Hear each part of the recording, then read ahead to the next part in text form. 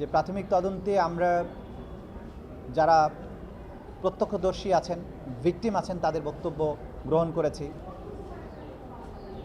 Hospital থেকে document সংগ্রহ করেছি, বুলেট উদ্ধার করেছি, ভিডিও ফুটেজ উদ্ধার করেছি, ড্রোন ফুটেজ উদ্ধার করেছি। এই সবগুলোর থেকে আমরা যেটা মোটা দাগে তদন্তের কনক্লুশনের যে দিকে যাচ্ছে সেটা হচ্ছে যে এটা একটা রাষ্ট্রীয় সিদ্ধান্তে সুপিরিয়র রেসপন্সিবিলিটির মাধ্যমে হাসিনা নির্দেশ দিয়েছিলেন, তার মন্ত্রিপরিষদ, তার পুলিশ বাহিনী সেটা ক্যারি আউট করেছেন এবং তারা এই পরিকল্পনা সাজানো মাঠ পর্যায়ে বাস্তবায়নের কাজ করেছেন। এটা pure and simple wide spread and systematic attack on civilian population. সে কারণে এটা ক্লিয়ারলি মানবতা বিরোধী অপরাধ। সেই মানবতা বিরোধী অপরাধের সুপিরিয়র রেসপন্সিবিলিটিতে শেখ হাসিনা বা অন্যান্য যে সমস্ত আসামিরা আছেন তারা তাদের পজিশন অনুযায়ী সেই মামলায় অভিযুক্ত হচ্ছেন এবং সেই অনুযায়ী তদন্ত রিপোর্ট দাখিল হবে বলে আমরা আশা করছি।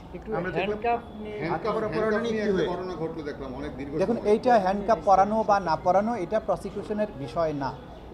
যেটা বিষয় হচ্ছে জেইল কোড অনুযায়ী আসামিকে আদালতে কিভাবে উপস্থিত করা হবে হবে না, এটা জেইল অথরিটি নির্ধারণ করার ক্ষমতা রাখেন। কোনো আসামি যদি আনরুলি হয় এবং তাকে কন্ট্রোল করা না যায়, তার দিক থেকে যদি সিকিউরিটি রিস্ক থাকে, তাহলে তাকে হ্যান্ডকাপ করানো অথবা হ্যান্ডকাপের চেয়েও আরও জটিল কোনো পদ্ধতি যদি দরকার হয় সেটা কিন্তু জেইল অথরিটি করতে পারেন।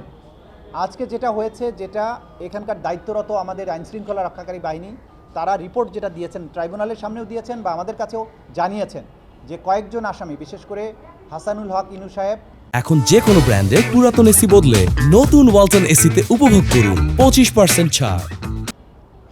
শাহজাহান খান সাহেব এবং জিয়াউল হাসান সাহেব তারা খুবই আনরুলি আচরণ করেছেন, এদেরকে ধমক দিয়েছেন, গালাগালি করেছেন, হুমকি দিয়েছেন, নির্বংশ করার কথা বলেছেন। একজন তো তিনি হেলমেট ছুঁড়ে মেরেছেন এবং আগেও তার ভিডিও আপনারা দেখেছেন, যেটা হয়েছে যে উনি ওনাকে যখন দুপাশে হ্যান্ডকাপ না লাগিয়ে আগের সময়ে যে দুজন পুলিশ ওনাকে দুই পাশে দুই হাত ধরে নিয়ে যেতেন, উনি কিন্তু জোর করে হাত ছুটিয়ে ফেলেছেন। সুতরাং এইসব বিষয়গুলো সিকিউরিটি থ্রেট মনে করে ওনারা তাদেরকে কোর্টরুম পর্যন্ত আনার ব্যাপারে হ্যান্ডকাপ ইউজ করেছেন, এটাই ওনারা আদালতে জানিয়েছেন। তো এই বিষয়টা প্রসিকিউশনের কিছু দায়িত্ব নেই।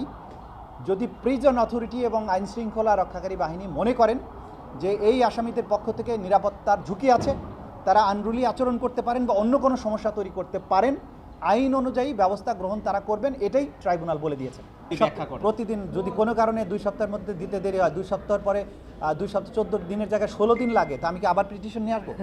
ন্যাচারালি আমরা সময় বেশি করে চাই, কিন্তু তদন্ত রিপোর্ট তার আগেই দাখিল হয়ে যাবে এবং আমরা আপনাদেরকে নিশ্চয়তা দিতে পারি আগামী 1-2 দিনের মধ্যেই হয়তো 2-1টা মামলা সুখবর আপনারা পেতে থাকবেন যে আনুষ্ঠানিক বিচারের যাত্রা শুরু করার জন্য আমাদের কাছে তদন্ত রিপোর্টের চূড়ান্তটা আমরা পেয়ে যাবো ইনশাল্লাহ। 1 থেকে 2 দিনের মধ্যেই হয়তো পাবো। আমরা পাওয়ার পরে আপনাদের আনুষ্ঠানিকভাবে জানাবো।